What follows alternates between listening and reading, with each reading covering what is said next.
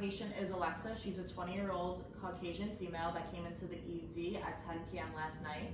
She's a nursing student at Sacred Heart University and expresses concern of failing out and told us she's extremely nervous about her exam the following morning, which would be today. She's been on edge ever since. She's been pacing the room, very nervous, rapid breathing. Dr. Riley diagnosed her with general anxiety disorder, and Lindsay, our oncoming nurse, I would suggest medication, CBT, and just trying to keep her calm by promoting positive thinking patterns as well as utilizing relaxation techniques. Let's also try to get her to go to all the groups as well. Okay, perfect. All right, so Lindsay, I'm gonna have you do a full assessment, please, on the patient so I can prescribe her medicine and just to get a full picture of everything that's going on with her to get her to the best medication that will give her the best treatment. Yeah, no problem. And then Ruby, can you just please get in contact with her family, and then can we also call the school to get more details on what's going on with the patient and see things that they've noticed in her as well? Yes, I have the mom's phone number on file, and I'll call over to Sacred Heart, the nursing school, and the director and see what I could do there. All right, guys, I'm gonna go assess her, and then I'll get back to you, and we'll try to figure out something with her medication. Perfect. Thank you. Hi Alexa, I'm Lindsay. I'm going to be your nurse for today. What's going on?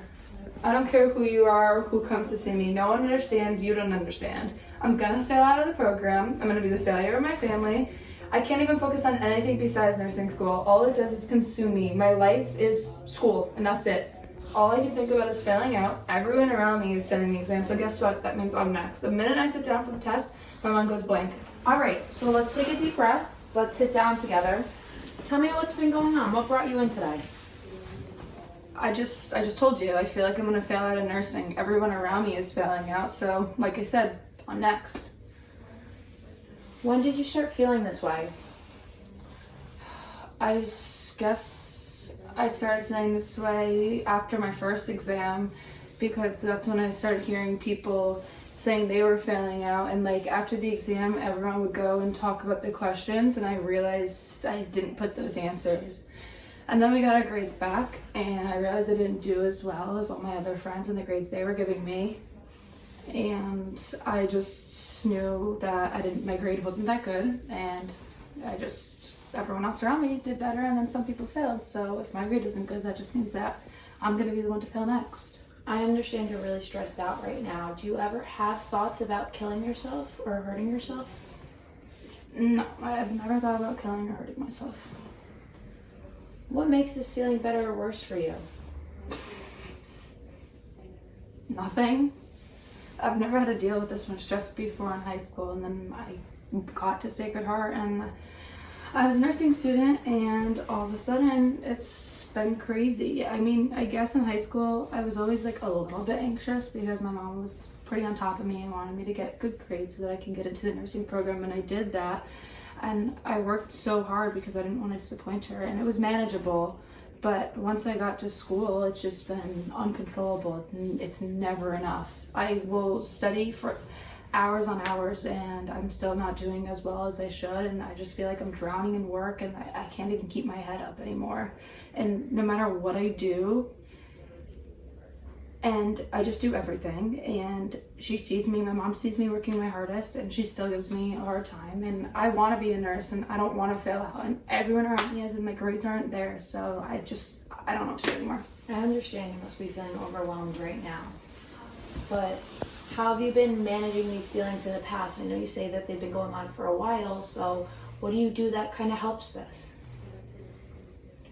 I guess like sometimes I listen to music or I'll go for a walk, but I kind of stopped doing that because it would really only help for like 5 minutes, and I don't know, I would do it like right before when my worries started coming on, and I just don't know what to do anymore because I can't be the family failure. My sisters all made it through nursing school and they're all successful, and you know, when we get together for like family events, everyone's just always asking them about like their job and like how proud they are, and like they always talk about nursing school and they make it seem so like easy. I knew it was gonna be a lot of work, but they seem to just get through it and not have these problems. And if I fell out, that means I'm the laughing stock of the family.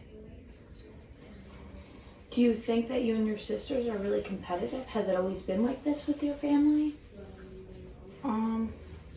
My mom's like kind of always pinned us against one another, and I'm the youngest, so I guess I have a lot to like look up to, but anytime like one of us talks, like she'll always talk down on like the other two that aren't like at the top of the moment and ask us like why we can't all be like that one. And it's hard hearing those type of things all the time, and now it's just like stuck in my brain that if they're successful, then I need to be successful, and if not more. And if I'm not, then I'm getting laughed at. And they all just graduated, and it's all over social media, and it's all over for our family parties, and all of our families texting the group chat congratulating them because they just got the perfect jobs at Yale, and one's going in the NICU and one's doing this, and everyone's just congratulating them. And now it's like I have to be able to do that too in 2 years, and I'm not gonna be able to do that at this rate. I can understand you're going through a lot of troubling thoughts right now. How does this impact your daily functioning, like day in and day out? Are you still able to do the things that, you know, make you happy? Are you still able to do your work in school? Like, how is this affecting you? I can't even think straight anymore. I just want to quit. I have no desire to even get out of bed or go to class. Like, these thoughts are just controlling me. But I know that if I don't get up and study and go to class, the cycle's just going to repeat and be even worse. But I don't even sleep anymore. I stay up till like 3 a.m. and I start studying at like 9 a.m. and I think by not sleeping, it's going to make it worse. But if I do try and go to bed, I can't even fall asleep because my thoughts are just like, you should be studying, you shouldn't be sleeping. And then when I do fall asleep, I literally have nightmares about failing out of school. I understand this is really scary for you right now and you're having a lot of troubling thoughts, but we're going to figure out a plan that's going to best suit you so that we can get you back on track with school. We can get you back into school so that you can function and you can, you know, still study, but manage your stress a little bit better. I'm going to go and I'm going to talk with your doctor. I'm going to talk with the social worker as well, because I know we're trying to get in contact with your family as well as your school to try and see what we can do going forward to help you out with this situation. Does that sound good to you? Do you have any questions or anything that I can answer for you right now? Like, no, thanks. I just want to figure this out. I don't want to be like this anymore. Yeah, I just I want to understand go that. out with my friends and enjoy college like everyone else and do well. And, you know, I want to be a nurse. I chose this path. It's consumed me. Now I don't even know if I want to do it anymore because this is how it's making me feel. Yeah. Well, we're going to try and figure out something that's going to work for you the best way going forward. All right. Before I leave, can I get you any blankets or anything? Are you okay for right now? I'm all set, thanks. Okay. All right.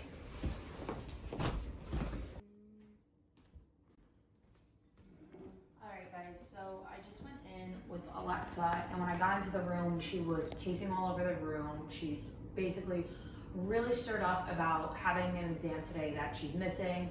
I'm assuming she came in last night and now obviously she's not taking the exam today, so her anxiety is increasing by the minute.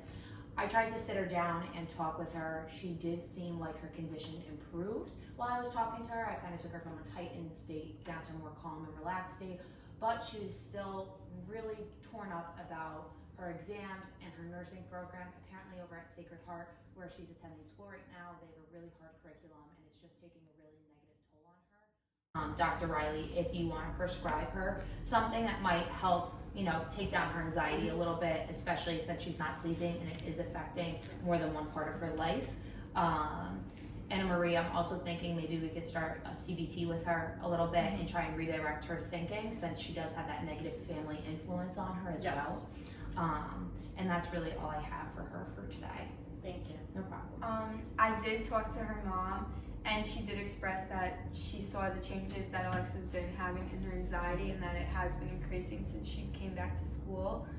She said that she was worried about her daughter and she's cooperative and like helping her get better, which is good. So we have her on board too. Okay, we just also have to be careful with her mom, knowing that she is like someone that kind of is overprotective. She's over demanding on the patient as well. We need to make sure that if we bring her in, let's ask the patient beforehand. Since she is over 18, she can make her own decisions. We don't want to trigger her by bringing her mother in, because her mother might, you know, be saying negative things to her in here, and then that's going to prolong her stay. So let's just keep that in mind. Yes, and it's good that we have her mom on board just in case we do need anything, any other background information about her past. Yeah. And through like high school and stuff, since she did bring up high school.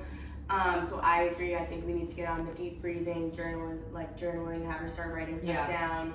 And then we really want to get her to group. I think that's going to be really good for her. And then art therapy, maybe with the music and stuff, since she used to like music, maybe we can try to get her back into there. And the CBT therapy, I think, would be really good for you to work one-on-one with her. Yes. And I'm going to put in an order for fluoxetine, so you can give that to her tonight before she goes to bed. All right, and then I'll explain what it does for her and everything like that, and just let her know it's going to stabilize her mood a little bit, relieve her anxiety, and we'll reassess her and see if it's helping. But I'll also let her know that it does take about 2 weeks to get into her system, so she might not notice an immediate change, but it's just important for her to keep with the regimen, etc. So I'll talk with her about that later. That sounds like a good plan. I also got in touch with Sacred Heart and I talked to them about just like how Alexa's feeling, and they were willing to like be accommodative to her during this period. But Anna Marie, during the CBT therapy, can you tell Alexa, like, can you educate Alexa on some self-confidence? There's just no way. There's just no way.